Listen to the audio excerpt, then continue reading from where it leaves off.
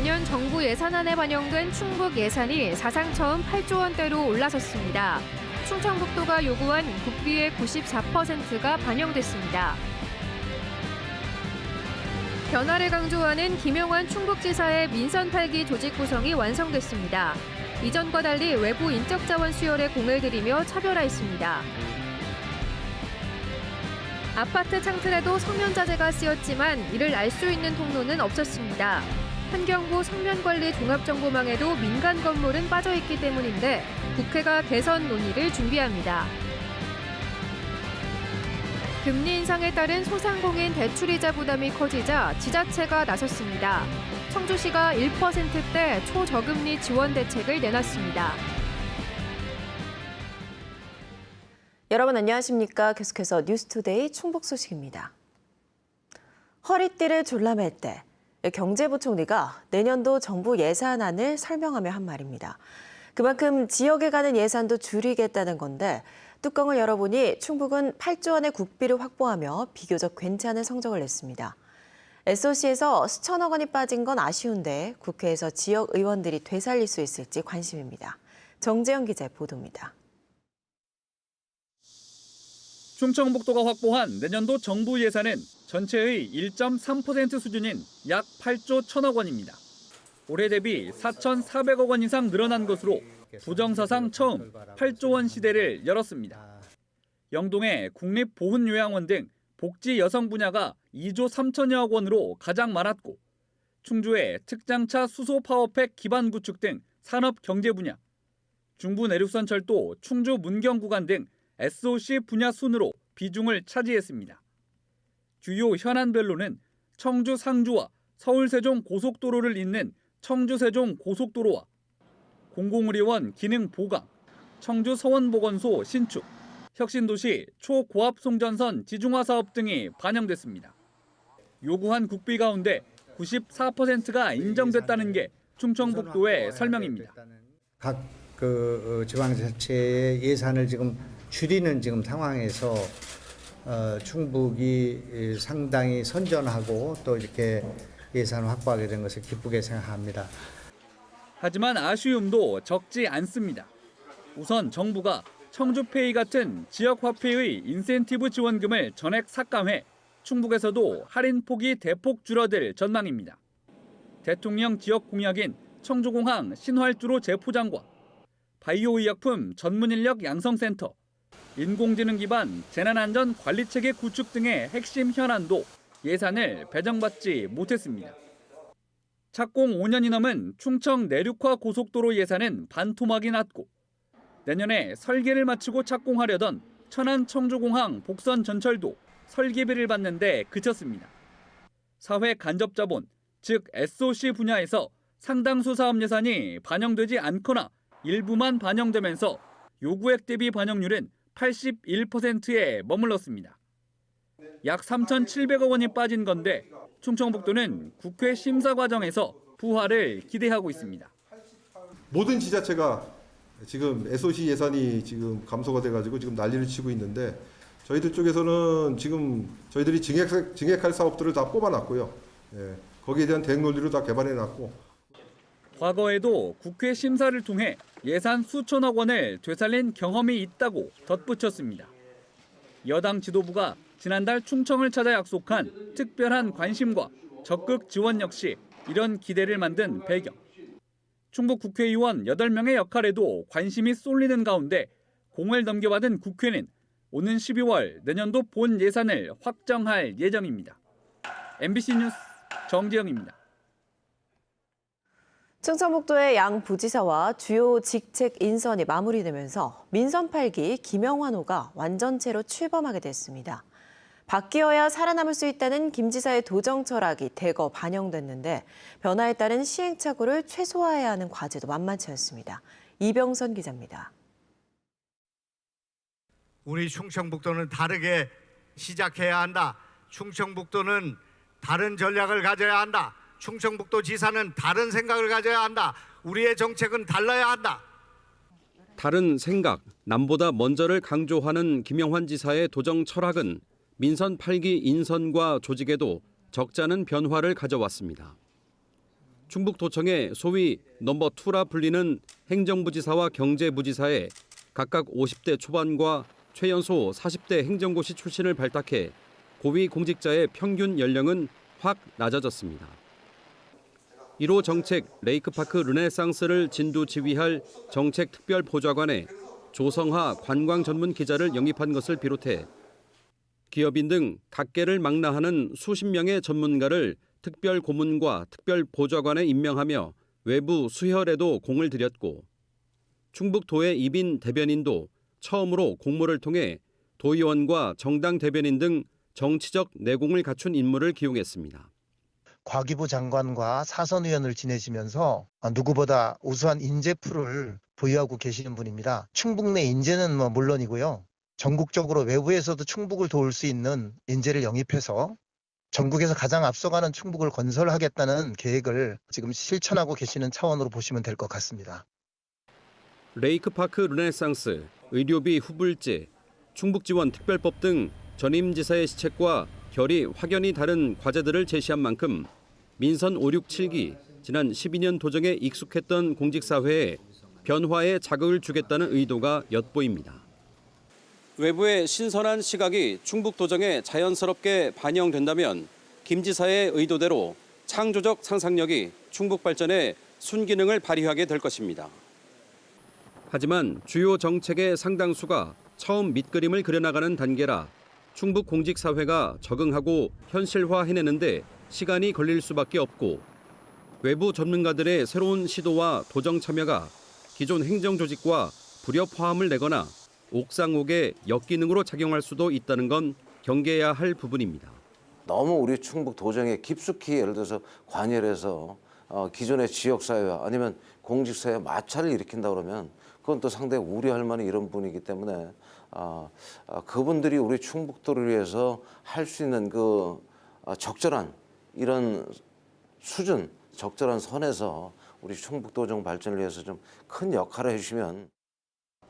한편 충청북도는 다음 달 김영환 지사의 주력 사업을 맡을 레이크파크 팀과 의료비 후불제 팀을 신설하고 2급 상당의 정무특보도 추가로 임명할 것으로 알려졌습니다. MBC 뉴스 이병선입니다. 김영환 지사와 충청북도 공무원 노조가 대립 중인 이른바 차 없는 도청에 대해 충북 도민들의 의견도 찬반이 대등한 것으로 나타났습니다. 충청북도가 여론조사 전문기관에 의뢰해 만 18세 이상 도민 519명을 대상으로 도정 인식조사를 벌인 결과 차 없는 도청에 대한 반대가 44.4%, 찬성은 47.9%로 오차 범위 내에서 찬반이 팽팽한 것으로 집계됐습니다. 반대 의견은 주로 진보층과 주부, 찬성 의견은 보수층과 판매, 생산, 노무 서비스직의 비중이 높았습니다. 한편 김영환 지사의 대표 공약 중에 하나인 의료비 후불제에 대해선 응답자의 64.8%가 긍정적 의견을, 레이크파크 르네상스에 대해서도 62.8%가 충북에 도움이 된다고 답했습니다.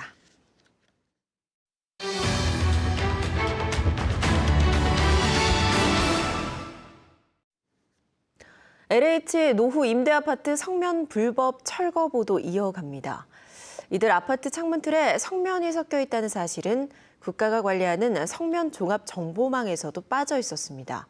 한마디로 공동주택은 성면 관리 사각지대에 놓여 있는 건데요. 왜 그런지 또 대안은 없는지 조미애 기자가 보도합니다. 환경부가 운영하는 성면관리 종합정보망입니다. 충북도청을 찾아봤습니다. 신관, 동관, 제1별관, 제3별관의 성면자재 정보가 나옵니다. 위치까지 정확히 공개돼 있습니다. 신관 4층 행정문화위원실 창고 천장엔 성면함유 텍스가, 본회의장 방송실 벽에는 성면함유 밤라이트가 쓰였습니다. 학교 같은 공공건물뿐 아니라 어린이집, 다중이용시설도 어디에 성면이 들어있는지 공개돼 있습니다. 하지만 내가 살고 있는 아파트는 검색해도 나오지 않습니다. 건축물 성면 조사가 민간 건축물까지 확대되지 못하고 있기 때문입니다. 보건과학부 교육부, 기관 다중이용시설 이렇게 1단계로 조사를 시작을 했습니다. 그리고 일반 건축물에 대해서 2단계, 3단계로 이렇게 순차적으로 조사를 하기로 했었는데요. 2단계, 3단계 조사에 착수를 못하고 있어서 이런 문제들이 더 자꾸 발생이 되고 있는 거예요. 환경부는 성면조사 대상에 포함됐던 어린이집 원장들의 반발 사례를 거론하며 주민들이 거주하는 아파트를 대상으로 한 성면조사에 회의적인 입장을 내비쳤습니다. 하지만 LH 임대아파트에서 발생한 무방비 성면 철거 보도를 계기로 국회 차원에서 논의가 시작될 움직임을 보이고 있습니다. 다중 이용 시설과 같은 범주에서 실제 대형 아파트의 경우에도 좀 들여다볼 필요가 있고 그 법적으로 뒷받침해야 고지응고라든지 일반 이용객들이 함께 안전을 걱정할 수 있는 그런 법적인 수단이 되겠다. 이런. 안전한 성면 관리는 투명한 공개에서 시작돼야 합니다. 현재 주민들이 살고 있는 LH 노후임대 아파트 창틀과 문틀 성면자재 위험성에 대한 조사는 이뤄진 적이 없습니다. MBC 충북은 정보공개 청구를 통해 성면이 확인된 충청권 LH 임대아파트 13곳을 1차로 홈페이지에 공개하고 조사에 참여할 10가구를 모집합니다. MBC 뉴스 조미입니다. 지난달 은행권의 가계대출 금리가 4.5%를 넘기면서 9년여 만에 최고치를 기록했는데요. 그렇다 보니 가뜩이나 형편이 안 좋은 자영업자들에게는 은행 문턱이 높을 수밖에 없습니다. 청주시가 지역의 은행들과 손잡고 1% 초저금리로 대출 지원에 나섰습니다. 김영일 기자입니다. 노래방을 운영하는 김상철 씨는 사실상 개점 휴업 상태입니다. 최근엔 하루 확진자가 3,000명을 넘어서면서 그나마 있던 손님도 뚝 끊겼습니다. 빚을 내 가게를 이어가고는 있지만 임대료나 전기료도 감당하기 벅찬 상황. 여기에 기준금리 상승으로 4%대였던 대출금리가 2%포인트 가까이 오르면서 이자 부담도 갈수록 커지고 있습니다. 신용이 없으니까 어쩔 수 없이 매출이 없고, 그러니까 은행에서 이제 담보라든가 그런 것이 있으면은 좀 금리가 좀 낮아질 수도 있는 건데 고금리가 될 수밖에 없더라고요. 은행 문턱이 높다 보니까. 청주시가 이처럼 코로나19와 고물가 고금리로 어려움을 겪는 자영업자와 소상공인들을 위해 1%대의 초저금리 대출 지원을 다음 달부터 시작합니다. 올해 융자 규모는 400억 원. 청주시가 대출이자 차액을 3%까지 지원하는 방식입니다. 자영업자와 소상공인들을 지원해주기 위해서 초저금리인 1%대 수준으로 대출이자를 지원하기로 했습니다. 농협을 비롯해 기업은행과 신한은행, 국민은행 등 8개 금융기관도 자발적으로 가산금리를 최대 1%포인트 낮춰 동참하기로 했습니다. 이에 따라 실제로 부담해야 하는 이자는 1%대로 최대 4%포인트 정도 낮아지게 됩니다. 1.7%에서 한 2% 정도, 그런 정도 비율이 되겠고, 또 우리 소상공인들은 실제로 대출 금리는 1%대에서 이용을 하실 것 같습니다. 업체당 최대 5천만 원까지 담보도 없이 중도 상환 수수료까지 면제되는 소상공인 초저금리 대출 지원 사업은 2024년까지만 한시적으로 운영됩니다. MBC 뉴스 김영일입니다.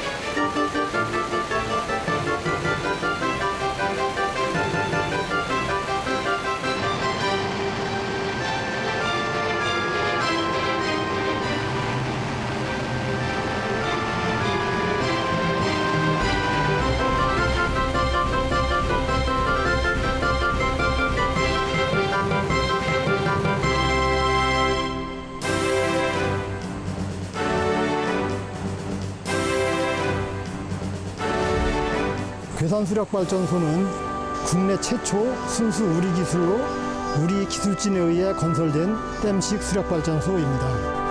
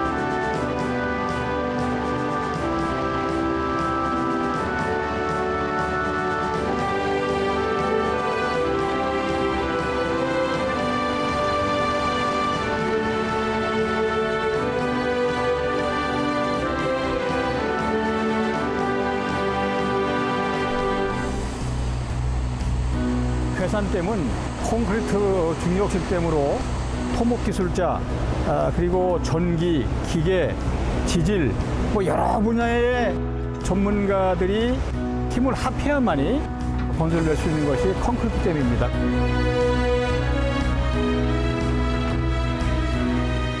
(6.25) 동란 중에 인프라가 부족함에도 불구하고 힘을 모아서 댐을 만들었다라고 하는 것은 댐 역사에서 상당히 큰 의미를 갖는다.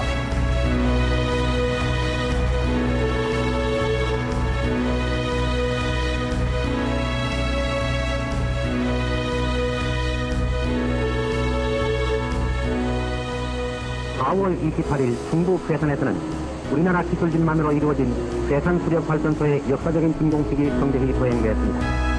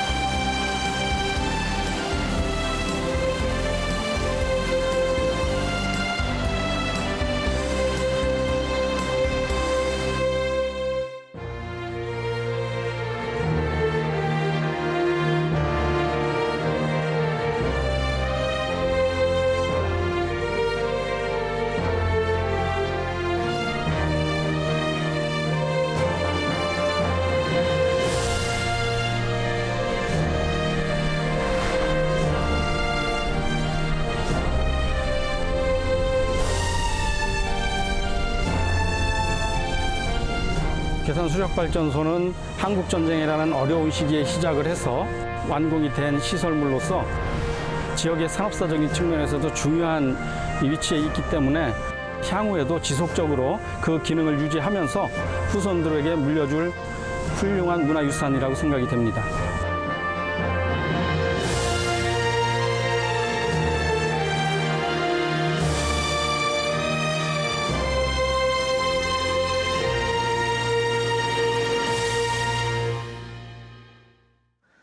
박정희 청주시 의원이 지난 6.2 지방선거를 앞두고 선거구민에게 음식물을 제공한 혐의로 재판에 넘겨졌습니다.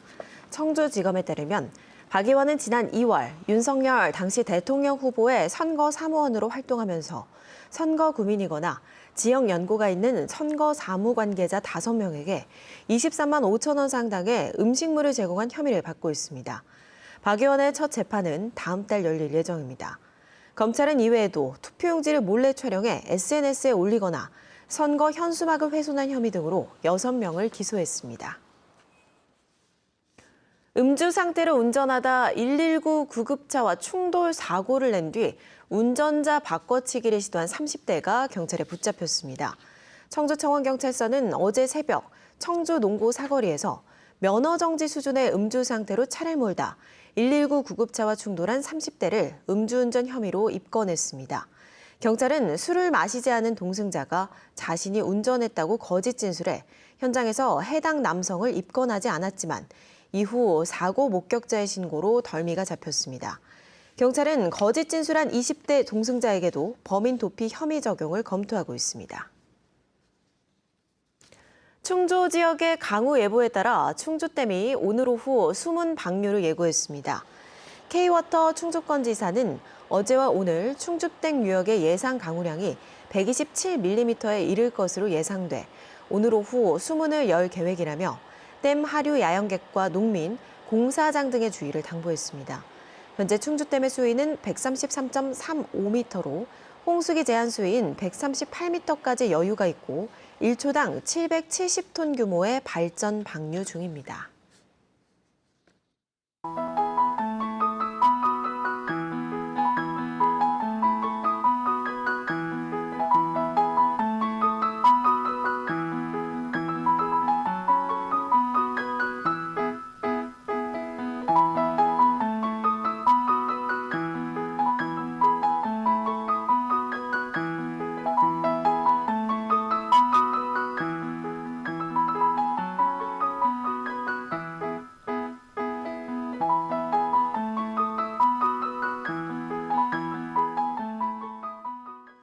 어젯밤 10시쯤 17번 국도 진천군 문백면 진천 방향 태락교차로 인근에서 토사 20톤이 도로로 쏟아졌습니다.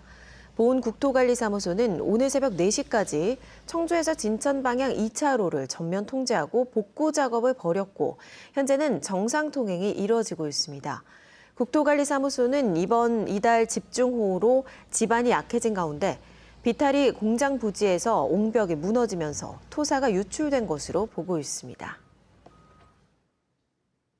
용인 삼성생명과 아산우리은행이 박신자컵 서머리그 결승에 진출했습니다. 청주체육관에서 열린 4강전에서 삼성생명은 시작부터 끝까지 경기를 주도한 끝에 BNK 썸에 79대 59로 승리하며 예선부터 한 번도 지지 않고 결승에 올랐습니다. 우리은행도 청주를 연고로 한 KB스타즈를 57대 47로 꺾고 결승 진출에 성공했습니다. 사상 첫 우승에 도전하는 삼성생명과 우리은행의 결승전은 어제 오후 4시부터 청주체육관에서 열립니다. 퇴임 1년을 앞둔 교장의 교육장 발령을 재검토해야 한다는 주장이 제기됐습니다. 충북 22개 교육단체가 참여한 충북교육연대는 어제 보도 자료를 통해 퇴임을 앞둔 교육장이 지역 현안을 파악하고 장기적인 교육 정책을 수립할 수 있겠냐면서 교육감의 측근 인사라는 의심이 든다면서 이같이 주장했습니다. 그러면서 해당 교장이 과거 음성지역 교장 공모제에 응모했다. 지역사회 반발로 자진 사퇴한 사실이 알려지면서 제천 지역사회에서도 논란이 커지고 있다고 덧붙였습니다. 진천군이 충북시군 가운데 처음으로 주민세 환원에 나섭니다. 진천군은 마을별 주민자치회를 중심으로 필요한 사업을 스스로 찾아 시행하도록 징수한 개인분 주민세를 환원해 주민자치 사업비로 지원하기로 했습니다. 뉴스투데이 충북 소식 모두 마칩니다. 고맙습니다.